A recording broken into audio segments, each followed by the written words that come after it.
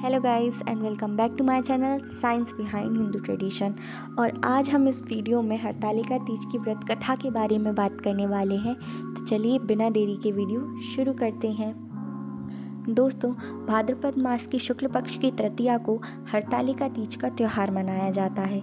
इस दिन सुहागन महिलाएं अपनी पति की लंबी उम्र के लिए व्रत रखती हैं। इस साल हरतालिका तीज का त्यौहार 18 सितंबर 2023 को मनाया जाएगा। इस व्रत को सबसे पहले माता पार्वती ने भगवान शिव के लिए रखा था। तो सुनते हैं हरतालिका तीज की व्रत कथा। तो दोस्तों, हरियाली तीज व्रत कथा के अनुसार शिव जी ने माता पार्वती को इस व्रत के बारे में विस्तार पूर्वक समझाया था।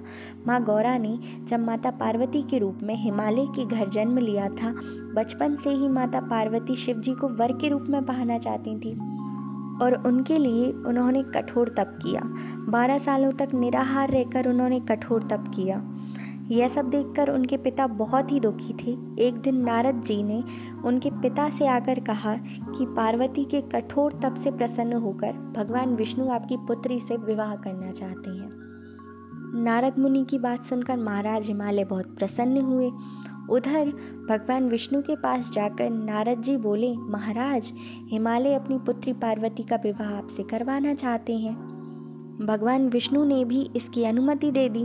फिर माता पार्वती के पास जाकर नारद जी ने उन्हें इस बात की सूचना दी कि आपके पिता ने आपका विवाह भगवान विष्णु के साथ तय कर दिया है। यह सुनकर माता पार्वती बहुत निराश हुई। उन्होंने अपनी सखी को बताया कि वो भगवान शिव को पाने के लिए व्रत कर रही हैं। माता पार्वती की इच्छा अनुसार उनके पिता महाराज हिमालय की नज़रों से बचाकर उनकी सखियां माता पार्वती को घने सुनसान जंगल की एक गुफा में छोड़ आईं। यहीं रहकर उन्होंने भगवान शिव को पति के रूप में पाने के लिए कठोर तप शुरू किया, जिसके लिए उन्होंने रेत से एक शिवलिंग की स्थापना की।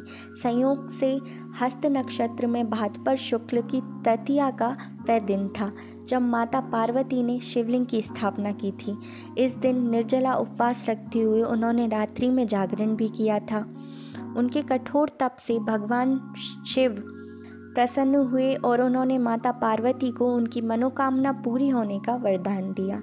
अगले दिन अपनी सखी के साथ माता पार्वती ने व्रत का पारण किया और समस्त पूजा सामग्री को गंगा नदी में प्रवाहित कर दिया। उधर माता पार्वती के पिता भगवान विष्णु को अपनी बेटी से विवाह का वचन दिए जाने के बाद पुत्री के घर छोड़ देने से बहुत ही व्याकुल थे। वह माता पार्वती को ढूंढते हुए उस स्थान तक जा पहुंचे जहां पार्वती थीं। इसके बाद माता पार्वती ने उन्हें अपने घर छोड़ देने का कारण बताया और भगवान शिव से विवाह करने का अपना संकल्प और भगवान शिव द्वारा मिले वरदान के बारे में भी बताया। इसके बाद माता पार्वती के पिता हिमालय ने भगवान विष्णु से माफ़ी मांगी और वे भगवान शिव के साथ माता पार्वती के विवाह के लिए राजी हो गए।